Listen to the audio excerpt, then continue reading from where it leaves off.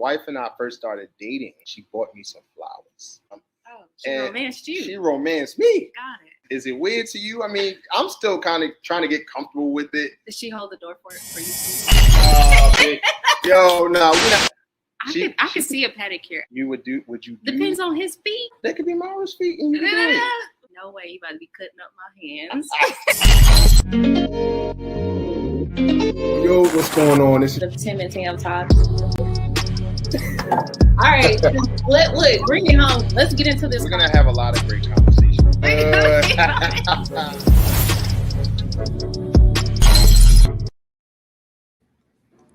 Yo, what's going on? Welcome back to another episode of Tim and Tam Talks, the Back Pew Conversation. I am your co-host, Tim Nicholas.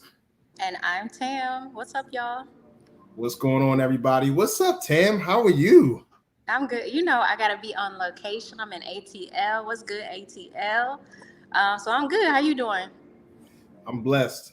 Can't complain. I'm out here in hot Dallas while you in hot Atlanta right now. Right. So, you know, shout out to you being out in the A. I'm sure it's great things going on. What you got popping out in Atlanta, Tam? Look, I just needed something to cut away from the heat in Texas. It's been hot as you know what. Okay, so ATL's been treating me rather nice. I've been having a good time. Well, I'm glad you're having a good time out there because out here it definitely feels like the devil's butt crack. Seriously, it's really hot to say the least. So I'm glad you got some relief for sure.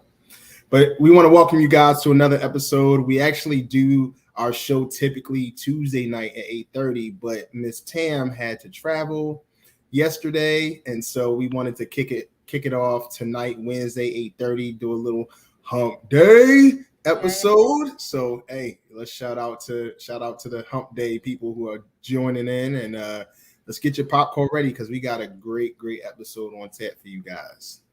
Look, I'm excited. Let's get into it. Let's get into it. Well, the topic of late has been this entire Carlee Russell situation. So Carlee Russell has starred in Taken 4, apparently. And we all know what happened and what transpired back on July 9th. And so what we're going to do is just let you guys hear a little clip from the Hoover, Alabama sheriff, the chief of police, and you'll get to hear his statement on behalf of Carlee's attorney. So check it out. That I have talked to and received a statement from Mr. Emory Anthony, attorney for Carlee Russell. Mr. Anthony has scheduled a meeting for Carlee to meet with investigators early this afternoon, but then I received an email stating that a statement was being provided by him on her behalf. Mr. Anthony asked that I read the statement in its entirety, which I will do now. My client has given me permission to make the following statement on her behalf. There was no kidnapping on Thursday, July 13th, 2023. My client did not see a baby on the side of the road. My client did not leave the Hoover area when she was identified as a missing person. My client did not have any help in this incident, but this was a single act done by herself. My client was not with anyone or any hotel with anyone from the time she was missing. My client apologizes for her actions to this community, the volunteers who were searching for her, to the Hoover Police Department and other agencies as well, as to her friends and family. Whew. So this is a pretty jam-packed situation. So I am going to let you take it. Why do you always do that to me? I have to. What's up? All right. With this whole Carlee situation, first and foremost, I'm going to say I'm so happy, very ecstatic at the fact that this was a moment for the world to show that they support finding missing Black women. Like, that has been one of the outcries that we've had for so long. And to have this situation not only be in the limelight, but for there to be support and allies around trying to find her, I think was phenomenal. But let's get into our girl Carlee now. I've not met a good Carlee yet. I've not met a good Carlee. Love and hip hop, like I don't. Okay, anyways, Carlee's situation. The first thing, she never said she was kidnapped. Let's just start there. We assumed she was kidnapped because she said she saw a baby and we heard her scream. So I don't fault her for us jumping to conclusions. Now, what I do fault Miss Carlee for is for the drama. Like, why did she even put herself, her family, and her boyfriend in that situation for them to jump to that conclusion? Like, what is it all for? I know you can't tell me she did this for a man.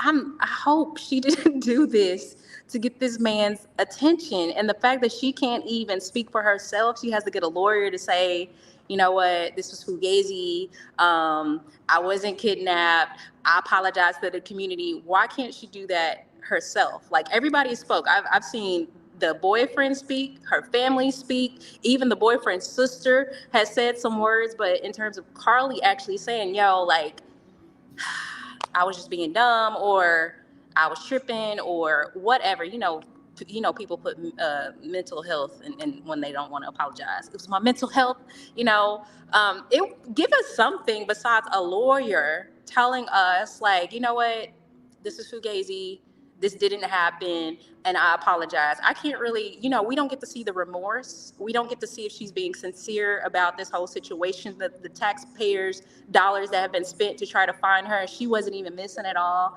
Like, I wish this girl would just talk. I want to hear her so I can roll my eyes. And that's all I have to say. What you got?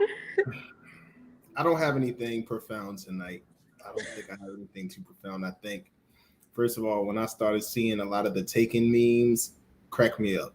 Let me say that. Seeing Taken, you staged your own kidnapping. So that speaks to serious mental health issues. Number one, serious mental health issues.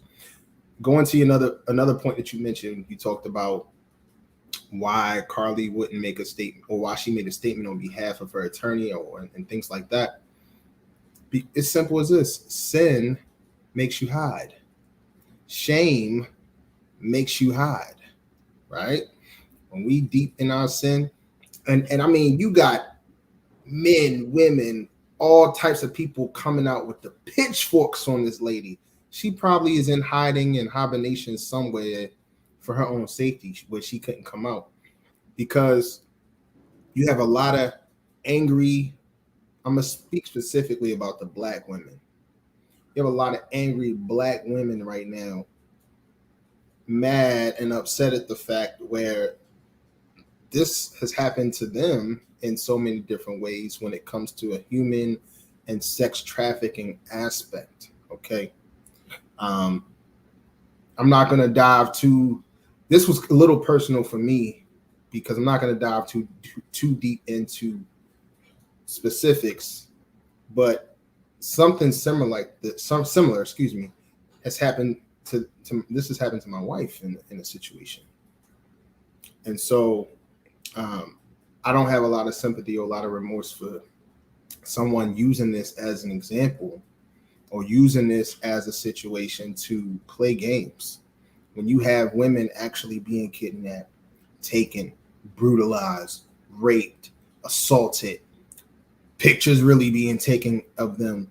So while we have to forgive Carlee for her sins, just like any of us ask for forgiveness, she wasn't going to make that statement on her own. She already is in a lot of hot water now. But I don't agree with how she handled it. I think it would have been better for us to see the remorse. But unfortunately, she doesn't have the mental fortitude to do that. But she has the mental fortitude to stage something so serious and so crazy, like that. So that's my thought on it. She just made it. I feel like I'm at loss for words, because I feel like we can't take L's when it comes to serious situations like this. We can't, we can't be a community or looked at as a community that will cry wolf, right? We want people to take us serious, And this situation is putting us in the limelight for people not to take us serious when we have real things that are happening in our community. Like all of the Black women that are missing right now, all of the Black children that are missing right now, that we are like, is anybody going to do anything? And then here's a situation where somebody actually does something and it's a hoax. That, I mean, I don't know. We could talk about it because I literally, I had an uncle that went missing, and I remember my mom and my uncle and my grandmother trying to get the cops to help, and nobody would help him because he was over 18. So nobody would do anything. And they was just like, oh, well, we don't look at adults as running away. Maybe they, just went out, they didn't tell y'all. And, fast forward, it's been over almost 30 years now. Nobody knows what happened to my uncle. So situations like that, when you are causing these situations for people don't take us serious, it definitely hits home. And, I'm, for your wife, I'm so glad that things turned out well. But, if we're going to have people that make a mockery of it, look at what that might do for somebody who is in a real situation. So, yeah. No, I really don't. I don't have sympathy. I really want to look at her and roll my eyes. Like I really want her to go online and be like, "Yo, I'm sorry," so I can be like, "Girl, no, you're not." But anyway. Seriously, that's my thing. I just don't think that she just doesn't understand the seriousness of what she's done and the damage that was caused. Because now, what if someone else in that position really comes to the police in that type of situation or scenario saying something really happened to me? They're not going to be as quick to believe one of these women in that situation. And so we have to be very careful on what we do that could affect other people going forward down the line on what kind of help they could get if push come to shove is needed. So, hey, drop it in the chat. We here. We're always interactive with you guys. Drop in the chat what your thoughts are from the Carlee Russell situation, what your thoughts were about Taken 4, starring Carlee Russell.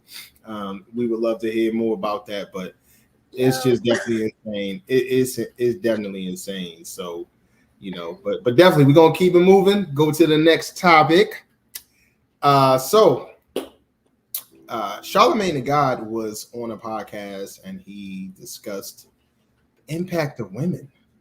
Such a great thing, right? The impact of women.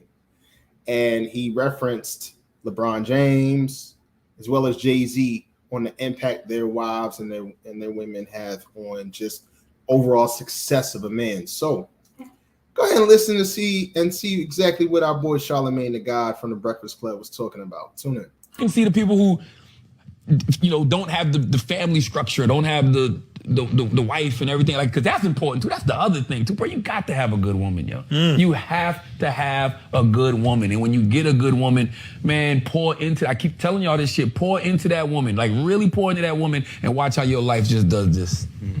Pour into your woman, pour into your family, do the work on yourself to be a better man, and just watch how your life does this. And that's what I see Hov doing, and I think that's very, very, very impressive.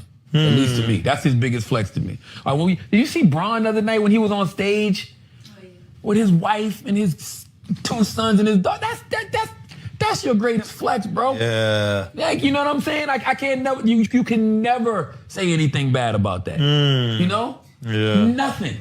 Then you turn around and tell me that you're changing your jersey back to 23. Now I got to talk to you different.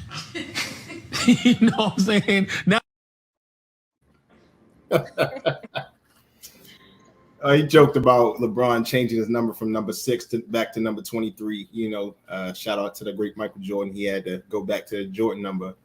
But my thoughts on that, I fully 1000% agree with Charlamagne the God. Your wife is your biggest flex, man. I mean, your woman is your biggest flex. If you got a good woman, you got to pour into that woman repeatedly. You cannot expect a great life if you with a woman and you not pouring into her. It's just not going to happen. But you got to pour into her emotionally, physically, spiritually. You have to my mantra in life and in my own life and marriage is making sure that my wife is in an environment to thrive.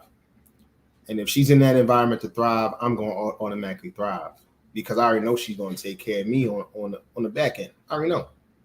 But it's not about just taking care of me. It's about the family structure. It's about, knowing that if I'm taking care of my woman, if us men are taking care of our women, y'all gonna shine through. We gonna see that light shining through because we doing what we gotta do as men. And so that is our biggest flex, is our family.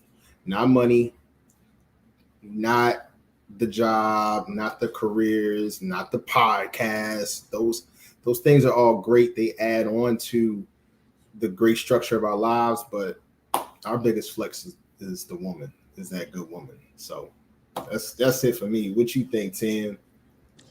It feels good to hear that. It feels good to hear men see the value of a woman, especially in this generation, because not a lot of men are talking about value. Many men are asking what women bring to the table. They don't understand what women bring, to them. One thing I will say is that I completely agree with what he said. Obviously, me being a woman, I'm like, yeah, that sounds really great. But from a woman's perspective, I would say that men should see women as flowers, right? It starts as a bud, right? It's closed off. But if you give it water, you give it sunlight, it'll open up, right? And you continue to water it, it'll continue to blossom. And that one flower could turn into a flower garden, So it spreads, it expands. But as long as you're pouring into it, you're adding sunlight, you're adding water, you're nurturing the thing, because women, we're delicate. And as long as you're nurturing us, we'll continue to grow, we'll continue to blossom. So whatever you give us, we give it to you back, right? And one thing I will say about my ex-husband, that he said that I smile when I think about it. Like we had did a podcast back in the day. It was called Chocolate Hearts. And he was talking about how he was like, I was doing everything on my own. And I was doing this business for 10 years and it wasn't doing it. It wasn't fruitful. And he was like, it wasn't until I brought Tam in and I told Tam like what my vision was. And then God started to bless me. God started to amplify everything that I was doing. And he was like, because one, I was doing the right thing as a man, but two, I was bringing Tam into my vision. And I kind of hang my hat on that, because when a man is operating and being who God has called him to be, and when you are being able to allow your wife to be your helpmate, she will amplify everything that you're doing. So to see a man honor what a wife can do, honor her value, it makes my heart smile, because a good man understands that a wife is good and receives favor from the Lord. You get favor once you have a wife and once you're taking care of that wife. So I completely agree with what he said. You took the words right out of my mouth when you were talking about that scripture about he who finds a wife finds a good thing and obtains favor from the Lord. And that's what kind of, and this could be a topic for another day, but I struggle with other men who stay in relationships with women without marrying them. Like you're in a relationship for a year, 2, 3, 5, 6 years, and then you finally want to marry that woman. But if you would have gone on the front end and married that woman a little bit sooner, you would have received so much more favor, as opposed to shacking up, or you guys, like, how much do you need to know after 2 or 3 years? I see so many people on social media celebrating, oh, happy 2-year anniversary to my boyfriend. And I'm like, okay, that's all well and good, but where's the commitment at this point? Stop putting the cart before the horse, And so that's a topic for another day, but I just don't understand as men why we won't step up to the plate, marry the woman that we've been with for all this time, or when and you can receive so much favor from God. And it may not always come in the form of money, cars, homes, material things, but what about peace of mind? What about spiritual growth? What about you know, growing relationships with your children, or you know, those things blossoming into things that you never would have expected. So we have to be able to step up to the plate as men, find favor from the Lord when we have a good woman, because I'm telling you, it's in this culture, whereas us, especially us African Americans, where we don't really have a standard culture, it's a problem. It's a huge problem. So I fully think that we need to do more of that. We need to be able to find favor in our women by doing the right thing from the front end. What we got? We got some comments. What's good, Tiff? Tiffany Gilbert, my sis, how you doing? They are afraid to give up their options. This is a whole conversation into a conversation into a conversation. Because Tiffany, girl, we love to say we got options. I was gonna say, like, to add to what you were saying, is that us as women, we have to stop operating as everyone's helpmate as well. You know, when you're in a situation and, like you're saying, there is no commitment, but you're operating as a wife, you walk away from that thing depleted. So, you know, it's good to have discernment. Like you said, you know, where is this relationship going? You are not everybody you date's wife. You're not their wife. And a lot of women don't understand that there's a difference. Many women get into relationship operating as a wife with every single encounter that they have. And look, some men too. If I'm being honest, some men too. So, you know, hey, this is I was one of them. I was one of them. I promise you, sis. I did the same thing. I would operate as a husband with women that treated me like an option as opposed to a priority, and it would break my heart every single time I would get in that position. So I had to fall back as well. So even us men, we make the same mistake of giving our hearts and ourselves too much, you know, on the front end without somebody really earning it. And I feel like a lot of women put themselves in that position because, I mean, they're looking for love. Absolutely. And so you will settle for as an option for the time being until you can't take it anymore, because those boundaries have been crossed.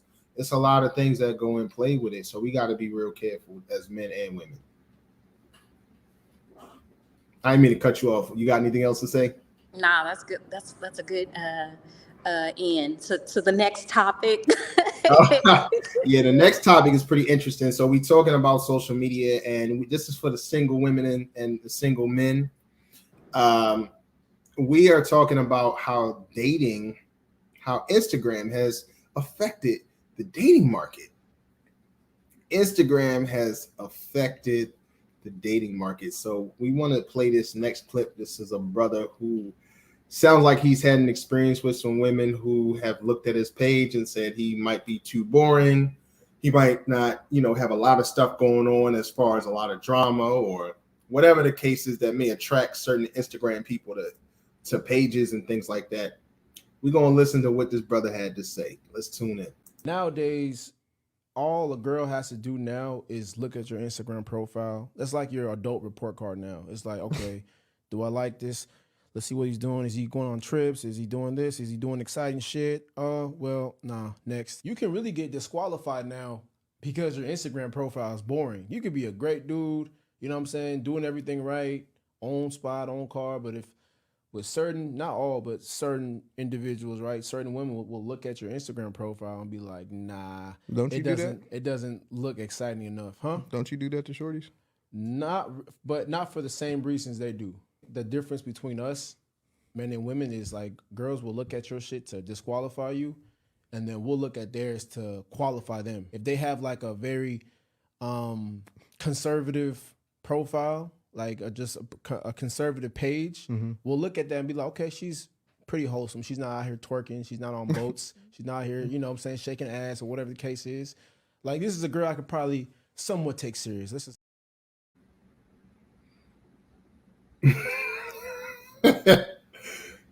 Why you roll your eyes? I'm so tired of men telling women what we thinking when we like. I'm sick of it. But needless to say, everybody has an opinion. Okay. I'm gonna What let was you the go problem first. with you? I'm gonna let you go first here, No, Tim. no, no. You are. I can't stand when men have to say about a woman. I I won't just listen. cannot. What is the deal with men telling women how we thinking, what we thinking? Like, where are you getting this data from? Have you lined up every woman? Did you ask every woman, like, hey, do you disqualify me from my Instagram? Like, no one, I've never done this. So I'm going to speak from me as a woman. Okay. I've never looked at anyone's Instagram was like, I'm going to look at it to see if I can disqualify. Okay. So he can do it. He can qualify women. But when we do it, it's to disqualify. Why isn't it the same thing? I would. Okay, so I slightly disagree with him. We do it for both reasons. I know me personally, when I was single, I was doing it for both reasons, to qualify and to disqualify you. If I see you twerking, if I see your booty cheeks out on pages too much, I'm not saying you can't have a good time, but if that's all I see consistently, what that says to me is that you're attracting the wrong type of attention on a consistent basis. You're only attracting somebody who's looking at the physical part of you, as opposed to what do you do outside of the physical. Yeah, you might be fine, you might have a nice shape and all those things. That's great. But if that's all I see consistently on your page, I don't think you have much substance past the physical aspect. And so I'm gonna disqualify you from that. Just like I would assume if you may see a man and he may travel, but what if he is all about, he got his shirt off all the time, or he dropping money at the club, or things like that, and you see, social media shows a glimpse of what our lifestyle is. So I'm not saying that should be the end all be all, but social media does play a part nowadays in what your lifestyle looks like. So I disagree that it's women only look at it like a report card and men only look at it to qualify women. No, I think it goes both ways. I do, but I don't think it's the end all be all for women. I don't think that's the case either. I still think that there are women out there that value communication, that value coffee dates, that value in-person type of things, that to where they can actually gauge your character for themselves. I think all of those things are still at play. I just think that it's a lot more easier nowadays to judge a person's social media by its cover. Look, I agree, because there have been profiles that I've seen with guns and drugs, and I'm just like, what? Like, what the heck? Listen, y'all worried about twerking. We as women, I think for us, I've never looked at a profile. I'm like, oh, he's too boring. I've never looked at that. But in terms of like, if it's a profile, I see is weed and paraphernalia and guns and sagging pants and stuff like that. Like that's completely different. Like I'm telling you now, like most boring guys on Instagram got a lot of money, are sugar daddies. So then they don't really post a lot. Let's be honest. So in terms of that, flashy and boring kind of go hand in hand. But in terms of like disqualifying somebody because it's vanity, I don't think we as women look at that kind of stuff. I think more men look at that than anything. I think more men are, if I'm being honest, I feel like more men are vain when it comes to that kind of things aesthetically, because you guys are visual. So I've heard. I'm not going to put that on you. It's what you guys are telling women aesthetically. If that's what you're looking for, I feel like this really applies to men. So maybe, you know how you go into therapy and they say like people are projecting. I feel like he was absolutely projecting with this whole commentary about being boring. Like if that's going to be your excuse and you want to, it helps you sleep at night, then more power to you. Okay, let me ask you this. Would you prefer a boring guy or a guy that had a lot going on? Let me ask you that. I feel like everybody wants balance. So you want somebody who could chill at the house with you, but you also want somebody you could travel with and have a good time with. I feel like there's nothing wrong with wanting balance. There's nothing wrong with requiring boring something. You're not going to be doing, if you're mature, you're not going to be doing something every day, right? So you're going to want a nice, healthy balance. Nobody wants a boring person 24/7. Like, let's be real. Nobody really wants that. Now, when you get older and you can't walk as fast, maybe, maybe you're gonna be like, maybe slow down, right? But while you're still young, you got your youth. You're gonna want somebody to be able to live life with as long as you have it, and that requires balance. So I don't feel like there's anything wrong with that. What about you? I value balance. Excuse me. I value balance all the way. I'm more of a homebody. My wife is more of the one that likes to get out and go places and stuff. Matter of fact, we just got back from LA like 2 weeks ago, and my wife wanted to go to multiple beaches, and she wanted to go to different places, and I was all for it. I tell her this all the time. I'm game for doing something at least once. Like we can always do something, but she's more the creative one where she wants to go out. Surprisingly, I'm like the homebody. I don't mind just being in the crib, watching a movie and doing that on a consistent basis. So we kind of need each other, yin to our yang, to be able to kind of bring us out of our comfort zones. And I've done so much more in this marriage and relationship than I've ever done in any other relationship, thanks to her. And I'm pretty sure she's probably a lot more mellower in any other relationship because of me. And so you do need balance, and you do need that to be able to kind of, have a great balanced life and a great life, fulfilling life. It shouldn't be just one way or the other, because then that takes the essence away of your personality and what you like to do. So I'm actually enjoying the fact that I get to be, out and creative and doing things that I never would have done, and stuff like that. So I think it's real cool. I think that balance is important in any relationship, and I think that's what we should look for.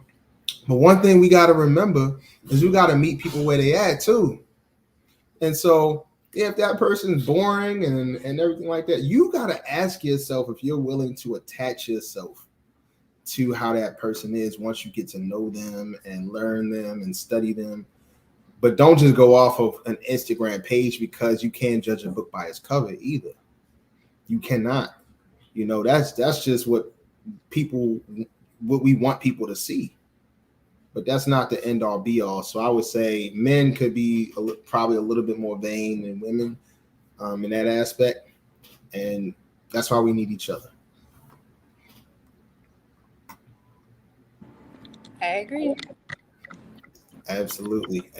So it's definitely been great. We got one more topic, and this actually hits a little bit closer to home for me personally. Last Wednesday, myself, Tiffany Gilbert, who is actually online as well. Shout out to Tiffany, and Dr. Ufandu of Broken. He's a clinical psychologist. He owns his own practice. I know I'm getting this wrong, but it's called Broken for Mental Health, and he focuses on. He was one of the first African American psychologists to focus on behavioral issues within Black boys. And so Tiffany and Dr. Ufandu came to me and said, let's put together a relationship roundtable. We put together a relationship roundtable last Wednesday night at the, I believe it was called the Drake Stone. So we went to the Drake Stone downtown, great views, rooftop, all that stuff. And we had about 30 participants come, and we just talked relationship stuff, and we talked about singles, married couple relationships, marriage goals.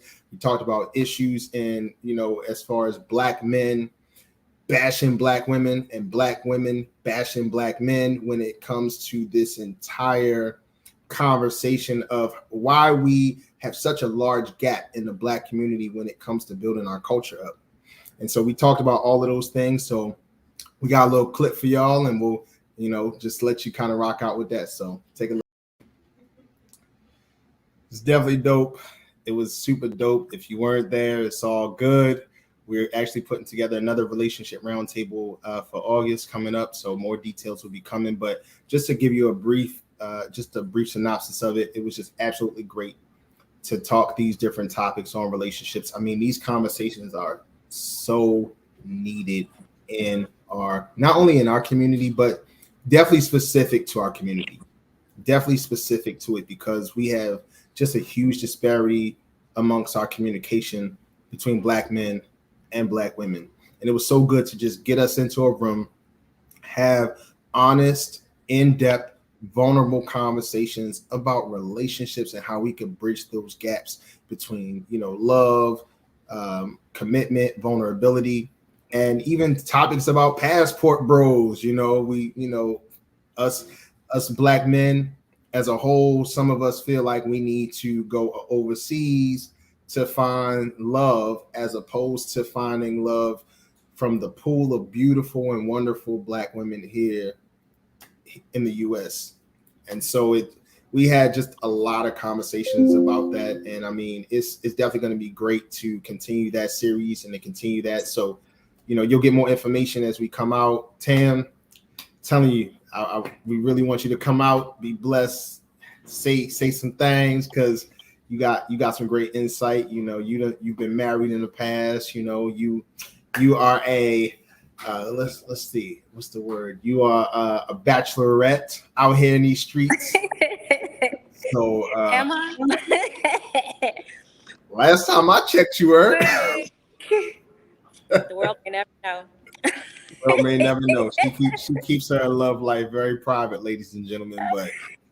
But yeah, it definitely was great, and as Tiffany mentioned, it's about spreading positivity, one gesture at a time.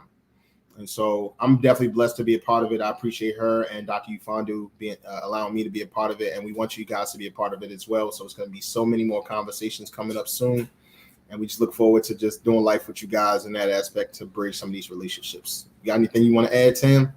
Look, as you were talking, I'm so intrigued. I'm sorry I was at church, guys. Good excuse. I'm sorry I missed it because I would have loved to hear, those perspectives on the disparity within our community, why there's a disparity, and then what we could do to heal, honestly, and communicate better and get to a good foundation where we can actually help some of these poor statistics in our community, divorce, poverty, crime, and the list goes on and on. But I think, personally, you and I talk about this all the time, that it starts at home. It starts with a man, it starts with a woman. And, once we heal that, we can heal communities, and we can, heal and grow and build and do all those wonderful things that we need to do to actually get to the other side of that statistic. So sorry I missed it, but I'm going to commit to try to make it to the next one. You heard it here first. Well, we would love to have you. We would love to have you, Tam. And I know viewers and listeners really don't know a lot about me outside of the fact that I probably talk so much about my wife. I'm obsessed with that lady. She's great. But the one thing that I am very passionate about is love. I love people. I love seeing people happy. I love seeing marriages and relationships thrive. I'm a very positive person from that aspect, and I just never give up hope that love is prevalent in your life if you're looking for it, and if you do it the right way. So I'm very passionate about seeing relationships, be in a great space. And if there's anything that I can do as a person, as a man, as a husband, as a life coach, those types of things, I'm there for it. I'm all there for it. So, hey, I'm just ready to just do life, not only with, Tiffany, Dr. Ufandu, the rest of the crew, but, always still doing life with you, on this podcast. I've been learning so much just in general, from a woman's point of view on how women view a lot of things. The majority of women view a lot of different things, and from your perspective. And so I appreciate that. So it's dope. Listen, we're better together. And once we realize that, we can do so much. So, yeah. I love it here. Yeah, let's go. Yep. So, all right. Any final thoughts that you have tonight, Ms. Tam? Where do I start? Carlee, girl, I need to see you. Go ahead and just post a reel. Just do something. Girl, you're gonna go viral.